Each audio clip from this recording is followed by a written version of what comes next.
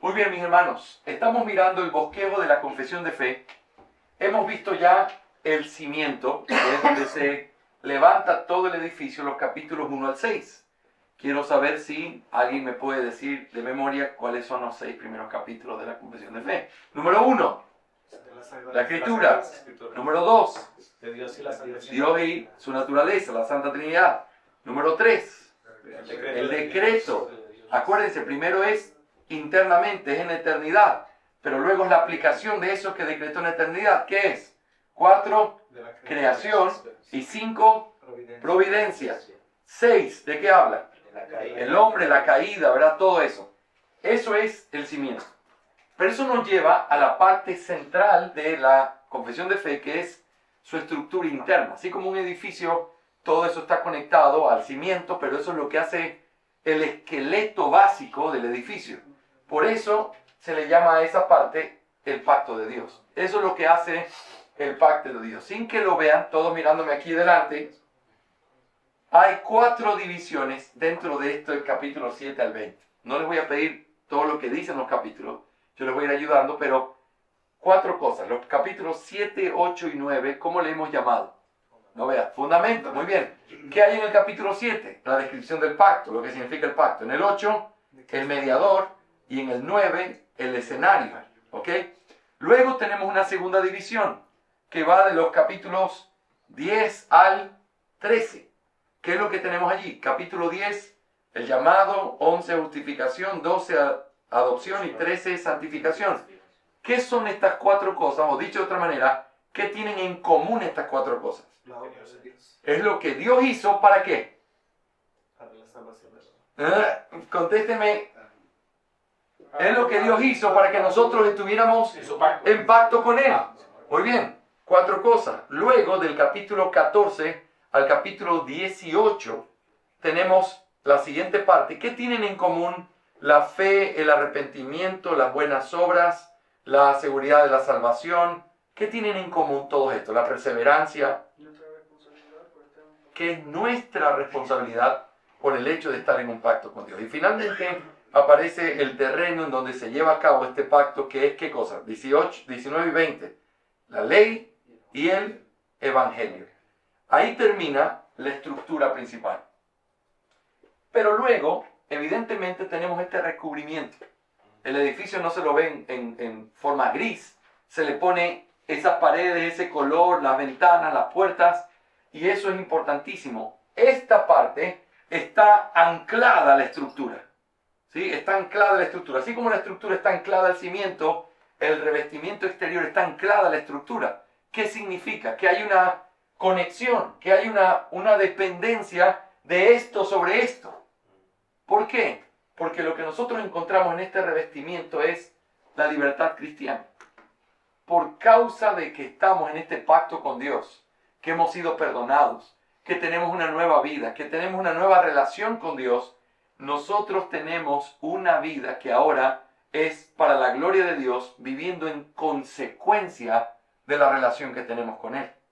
¿Cuáles son esas cosas que aparecen en consecuencia? Bueno, el capítulo 21, ¿quién se acuerda de qué habla ese capítulo? No lo miren, traten de recordar, capítulo 21. Mírenlo. Bueno, la próxima lección vamos a tener que estar memorizados. Muy bien, libertad cristiana y la libertad de conciencia. Piensen en esto, escuchen esto. Dice que nosotros hemos sido librados de tener que someternos al criterio de hombres, a nuestra culpabilidad. Hemos sido librados. Ser librado es una consecuencia de estar en el pacto con Dios. ¡Qué bendición! Ya no tienes por qué someterte a lo que los hombres dicen ciegamente. No hay una fe implícita. Si Dios lo dice en su palabra, lo voy a hacer porque ahora yo soy libre. Ya no soy más un esclavo, ni de hombres, ni de culpabilidad. Yo ahora vivo para el Señor por causa de la relación que tengo con Él. Capítulo 22, ¿de qué habla? Es un capítulo importantísimo. La adoración y el día de reposo. Por causa de mi relación con Dios, ahora yo puedo y tengo libre acceso delante de la presencia de Dios para adorarle, no conforme a lo que yo creo, sino conforme a su palabra. ¿Sí o no? Así que la adoración, el guardar el día de reposo, es una consecuencia inevitable de mi relación con Él en pacto, gracias a Jesucristo. Ahora, lo mismo podemos decir del resto de capítulos y podríamos irlo analizando. Capítulo 23, ¿de qué habla?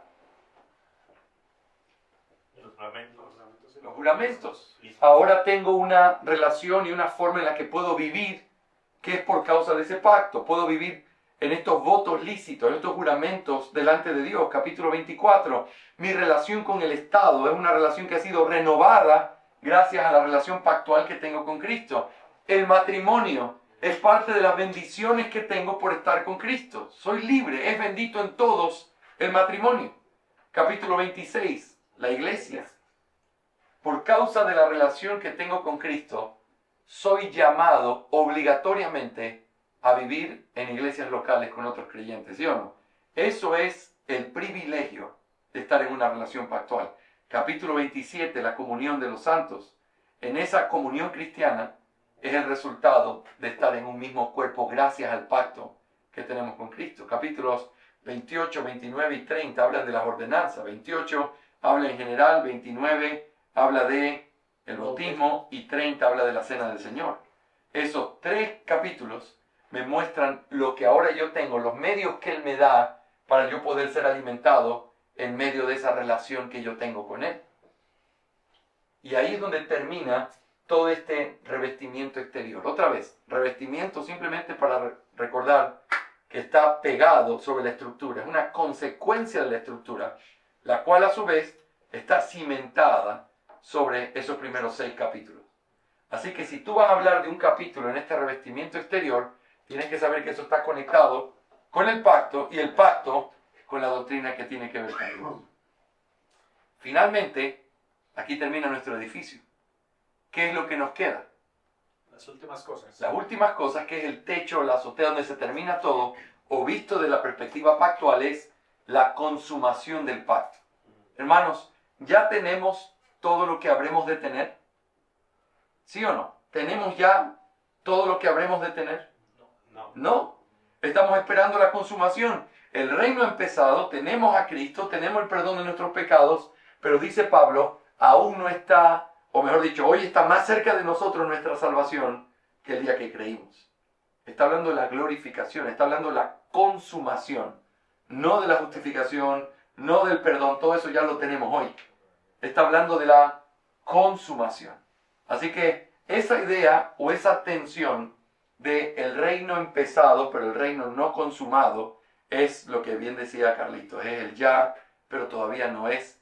Esa tensión que hay en una realidad en la que ya somos del reino, pero todavía no estamos en el reino en un sentido. Ya tenemos el reposo, pero todavía nos queda un reposo.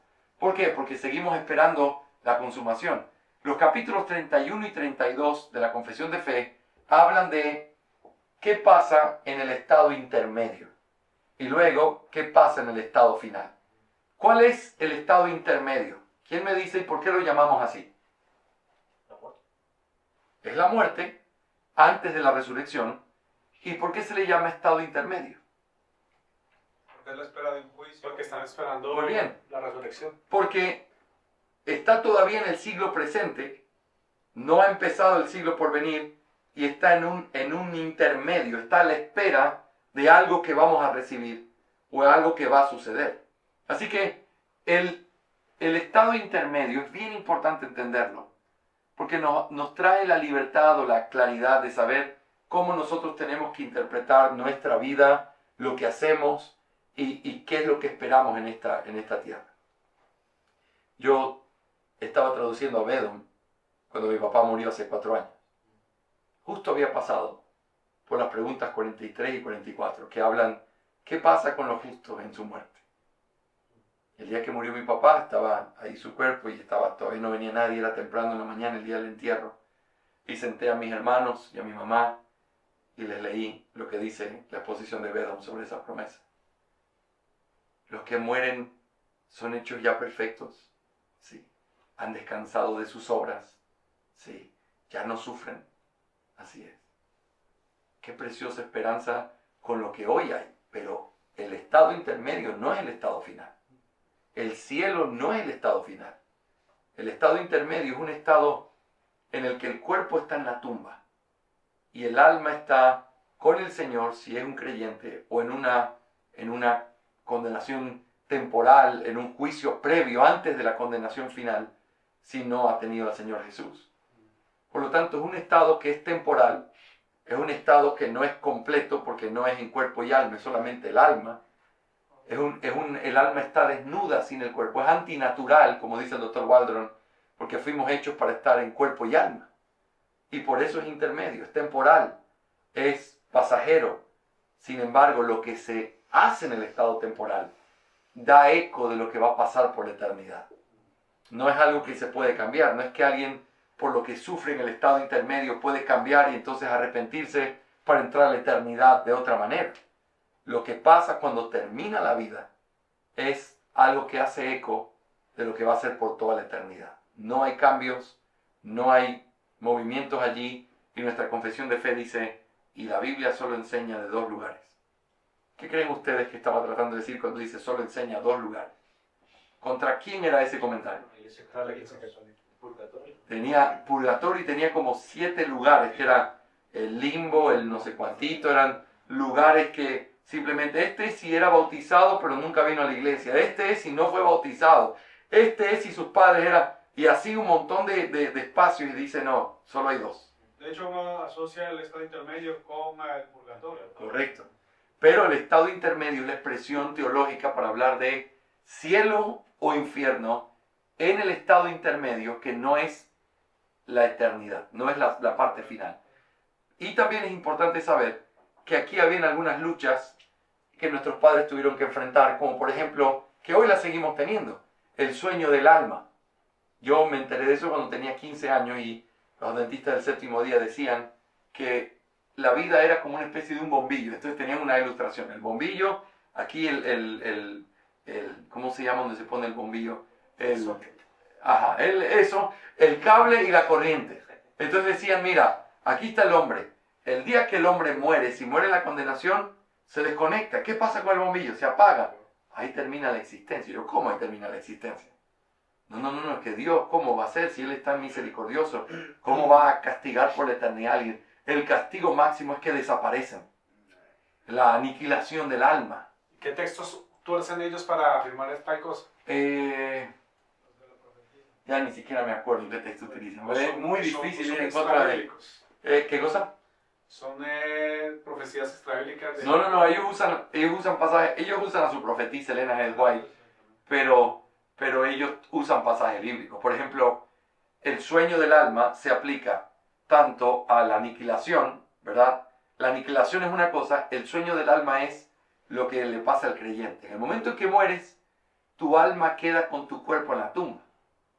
Entonces uno dice, pero ¿y el ladrón en la cruz que dice, de cierto te digo que hoy estarás conmigo en el paraíso? Dice, no, es que las comas no estaban en el original, eso me lo dijeron una vez. Ahí lo que significa es, de cierto te digo hoy, coma, que estarás conmigo en el paraíso. No puedes hacerme eso no es lo que dice el texto. No, la coma está mal puesta, decían. Era su argumento.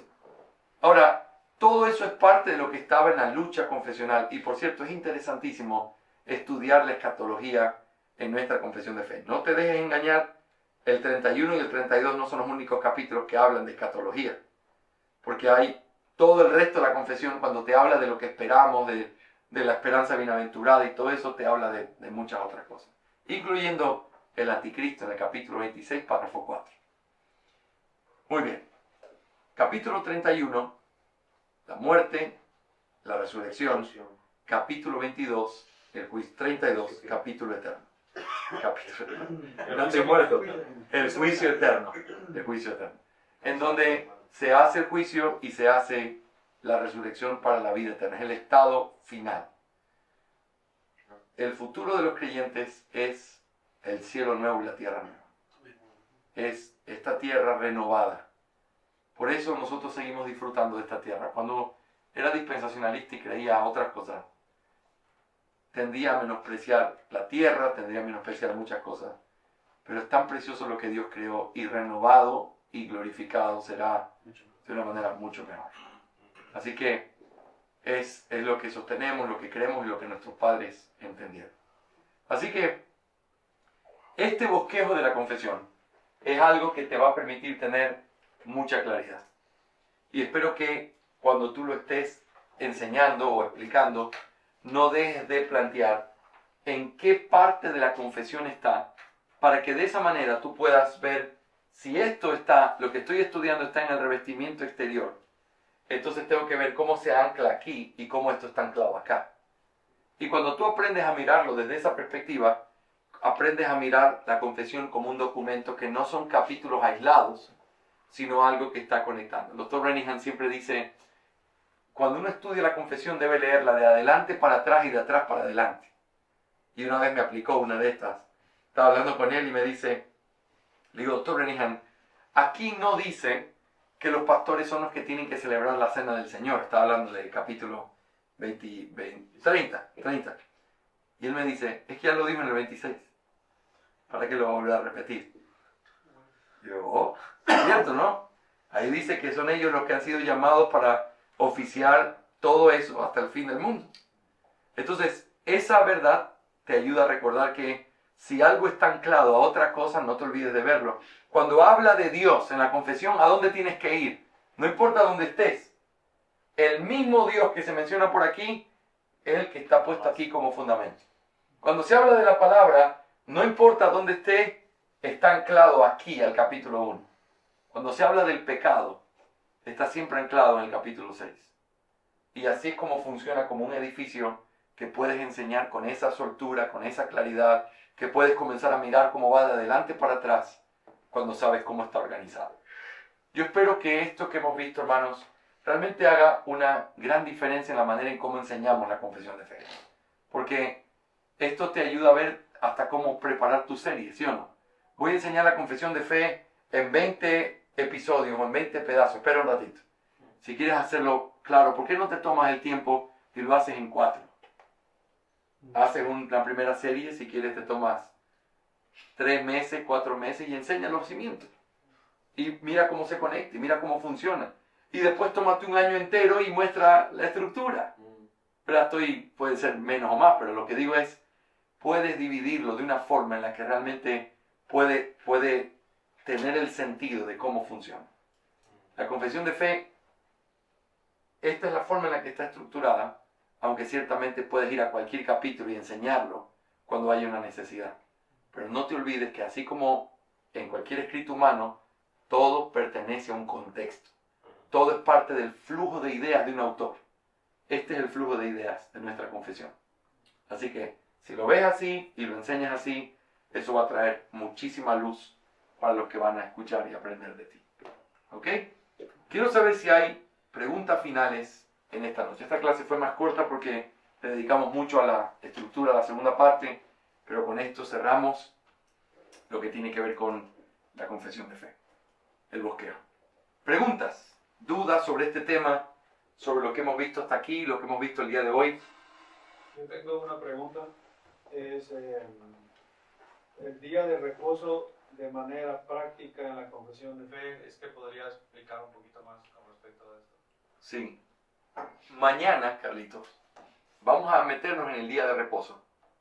Pero te voy a mostrar cómo tener el catecismo y tener la exposición de Bedon te ayuda a entender de una manera mucho mejor lo que dice la confesión de fe. Porque la confesión de fe a veces es muy práctica en lo que dice, está confesando algo. Pero el catecismo se hizo junto a la confesión de fe. Es decir, se hizo después, pero se hizo para que se usaran las dos juntas. De manera que hay cosas que a veces la confesión no te dice, pero el catecismo te lo expande. Y el comentario de Bedom al catecismo expande todavía más lo que a veces el catecismo puede ser de gran ayuda. Y uno de esos lugares es en la parte del día de reposo. ¿Cómo entenderlo de manera práctica? ¿Qué significa obras de misericordia? ¿Qué significa obras de necesidad? ¿Cómo se lo hace? ¿Cómo se lo aplica de una manera correcta?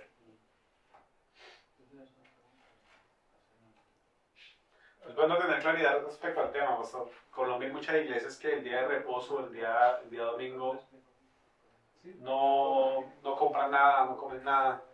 Sí. O sea, no calientan ni siquiera la comida. Sí. Hay gente que lo lleva a un extremo más como judaizante, ¿no? Sí. Sí, eso crea mucho dolor. Creo que hay una pregunta ahí atrás, ¿o no? No, pues Está como en el estado intermedio. Ya, pero todavía no. No, la pregunta creo que el pastor ya me dijo que la explicaron y era acerca de la cena del Señor. Tenía una duda de simbolismo y o sea, cómo debería de tomarse la cena del Señor. Que pues la leí en la confesión y no sé si fue en el 26 o en el 30 como dice usted. Yo la denominé como un misterio, pero me apego más hacia Calvino en su explicación. Eso fue lo que dijimos en la clase. Les decía que el texto de prueba que se usó para ese pasaje, para el capítulo 30, es 1 Corintios capítulo 10, versículos 16, 17 y 21. En donde en ese pasaje habla de participar o de tener comunión. Y les decía a los hermanos que esa es una de las grandes crisis que hubo en ese tiempo, es ¿qué significa tener comunión? ¿A qué te refieres con eso? Tener comunión para los católicos romanos era transubstanciación y era una comunión física. Para los luteranos, y especialmente Lutero, al principio era la visión de una comunión espiritual o mística por medio de la ubicuidad del cuerpo de Cristo tomando una propiedad divina, su cuerpo humano, que es un problema en la cristología, pero ellos decían es que tiene que haber una participación, entonces si no es física, pues no debe ser espiritual, mística. Por el otro lado está Zwinglio, que decía no, es simplemente una representación. El problema con esa visión es que no hay una verdadera comunión en una representación. Entonces Calvino lo que miró y creo dio en el clavo correcto fue que la visión de comunión no tiene que ver con que el cuerpo físico de Cristo esté ahí, ni espiritual ni físicamente, sino que por medio del Espíritu Santo, el Espíritu Santo obra cuando uno participa de eso para poder permitirnos tener comunión con Dios, con el Hijo, por medio de recordar lo que Él hizo en nuestro favor y la gloria venidera que hay gracias a lo que Él hizo. Entonces, tenemos comunión verdadera. Esa comunión es por medio del Espíritu, quien es el verdadero vicario de Cristo en la tierra, y es un medio de gracia que alimenta nuestro alma. Así que estoy de acuerdo contigo que Calvino estaba en lo correcto. Gracias. Creo que es la misma pregunta que metió Carlos, pero es justamente en la práctica, y creo que la respuesta la veremos mañana con el catequismo y cosas, porque creo que el Internet, muchas de las cosas que hace es que tenemos diferentes fuentes, y hay varias preguntas en lo práctico. Por ejemplo, en el día de reposo hay que guardar el día de reposo, pero ¿qué significa guardar? Correcto. En la cena vemos que hay una bendición especial en tener una comunión con Cristo. Correcto. Entonces estamos de acuerdo de que cuando más veces hagamos esto mejor y cuando menos peor. Entonces es una vez al año, una vez a la semana, una vez al mes. Correcto. Todo eso, ciertamente hay una libertad para pensarlo, pero la mayoría de iglesias bautistas reformadas, para contestar de manera puntual esa pregunta que conozco, o lo hacen una vez a la semana o lo hacen cada 15 días. Nuestra iglesia lo hace cada 15 días. Porque entendemos que la cena del Señor es un medio de gracia.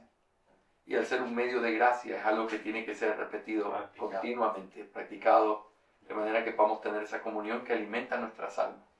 Entonces, tradicionalmente se hace una vez al mes, una vez al año a veces, pero creo que cuando uno estudia o piensa en este principio como un medio de gracia, eso te trae naturalmente una respuesta de que esto se tendría que hacer más, todas las veces que sea posible, sin que podamos ser negligentes o caer en una especie de rutina al hacerlo. Entonces, pero hay libertad en eso. Lo que tiene que ser es una conclusión, y este es el punto clave. Hay a veces algunos hombres que hacen ciertas prácticas porque ellos se convencen de eso.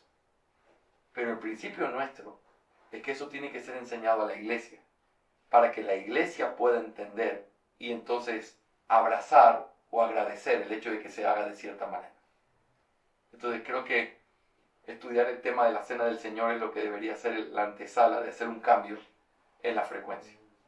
Y con respecto al día de reposo, contestando algunas cositas y dándoles algunas fuentes, el Dr. Waldron escribió un libro que se llama El Día del Señor, que habla sobre las presuposiciones, su práctica, y él tiene algunos detalles muy interesantes allí que les recomiendo mucho. Es bien práctico, está en Chapel Library de manera gratuita, nosotros tenemos el legado en una versión un poquito más grande, pero en este libro, que para mí fue una tremenda ayuda, el Dr. Waldron lo que hace es mostrarte primero que el día de reposo está vigente para los cristianos, porque la ley moral está vigente, que ese día ha cambiado y es el primer día de la semana, y que nosotros entendemos, así como Cristo vino a interpretar correctamente la ley, Cristo no vino a dar una nueva ley, sino habló de la misma ley pero la interpretó correctamente. Calvino lo llama Cristo el verdadero intérprete de la ley. Me encanta eso. Cuando él enseña cómo es esto, corrige a los fariseos que habían caído en una especie de perversidad en la que aún hacer el bien en el día de reposo les parecía un quebrantamiento. Entonces, hay mucha similitud con lo que la práctica judía ortodoxa hacía o los fariseos hacían, y a veces se ha tratado de imitar eso en la iglesia. Sin embargo, ese no es el punto. Y el punto que resalta el Señor es que hay cosas todavía más importantes que simplemente las letras. Entonces tiene que ver con el alma, tiene que ver con el corazón, tiene que ver con ejercer misericordia. Eso implica que a veces significa quedarte en tu casa atendiendo a tu esposa y no yendo al culto, porque ella está enferma, porque te necesita. Y hacerlo es una muestra de que estás cumpliendo el día de reposo como el Señor lo quiere. Un legalista te diría, no viniste al culto, tú estás violando el día de reposo. ¿Qué habrás estado haciendo en tu casa? Seguramente no estuviste escuchando música cristiana todo el rato. El Señor, más importante que eso, mira tu corazón, tu devoción para cuidarla a ella como una muestra de honrarlo a Él en su santo día. Entonces, el que cae en ser meticuloso, escrupuloso, es aquel que no entiende el verdadero espíritu del día de reposo. Entonces hay gente, tuve un problema hace unos meses con un jovencito muy maduro, europeo, que estaba viviendo en Ecuador con nosotros. Y esto después lo cortamos, esto es solo para nosotros, pero no, está bien. Si quieren cortemos la pregunta, a mí me da libertad de hablar. Es mentira lo del jovencito, es mentira.